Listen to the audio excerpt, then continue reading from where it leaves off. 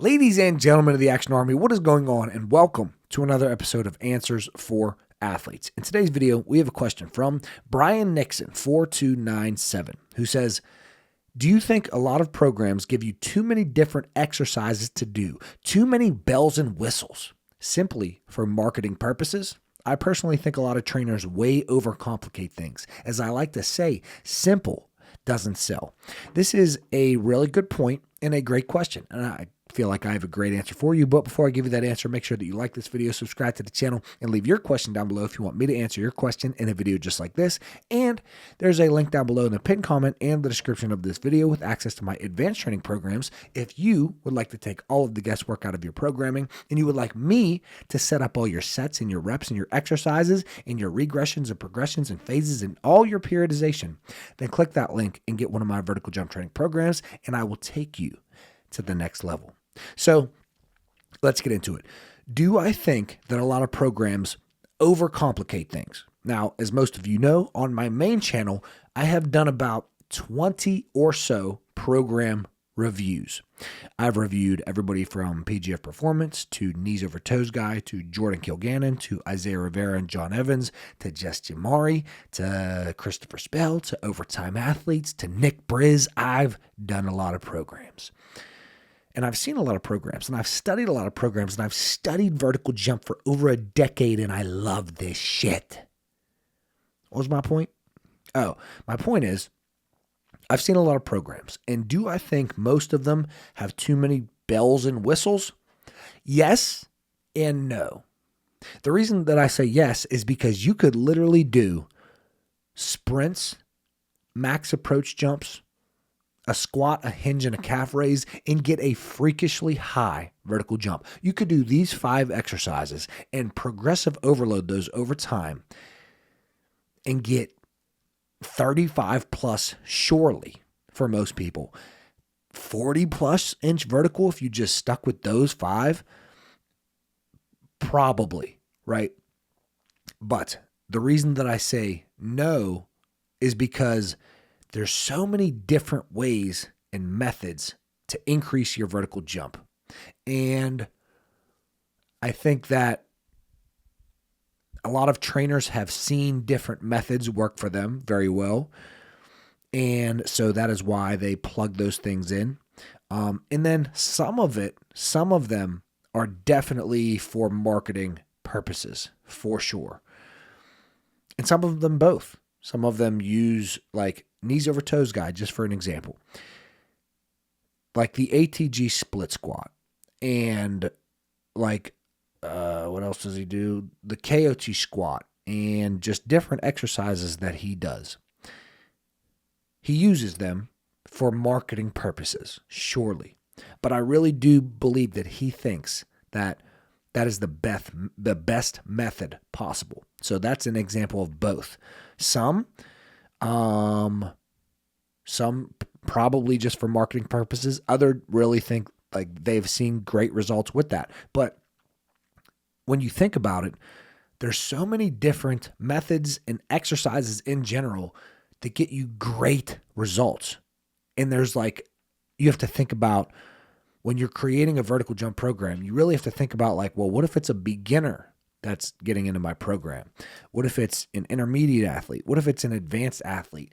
We have to touch on all that. Or do you make different programs for different people? Like for beginners, you would want to throw isometrics in there.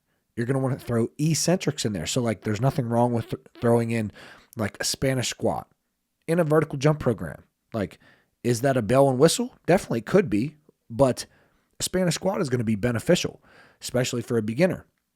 Especially to make sure that people don't get knee pain later on down the line in your program. An eccentric focused reverse step down.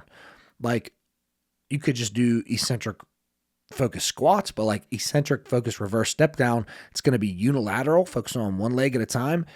And like, it's a great exercise, especially for beginners. Force absorption training or depth drops, like central nervous system work. Like line hops for speed, like these could all be considered bells and whistles, but like they have effectiveness. So that is why I like to say yes and no. most like there, I don't, I don't know exactly how to answer this question other than giving you the yes and no. Like there are a core group of exercises that are going to be more beneficial than all of the other exercises. But then like I don't think there's anything wrong with adding in these smaller like auxiliary exercises that like exercises that hit the glute medius or the adductors or the abductors. Now, if we're talking about just a vertical jump training program, then I do think it should be a smaller number of exercises. If you're throwing in like just an overall like to be a good athlete in general program, you're going to have more exercises where it's not just focused on vertical jump training. Maybe you're focused on speed, agility, deceleration, stuff like that. There's going to be more exercises, obviously, but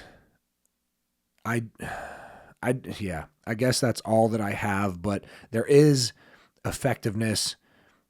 There's definitely a time and a place to add in all of these bells and whistles, quote unquote, that as long as they are effective and will help in the long run. And phases is a different thing. Like programming your phases, like you're going to want, you don't necessarily need different exercises in your phases. Like you could have a heavy squat and a strength phase, a power squat and a power phase, and a speed squat and a speed phase. But then you could also have,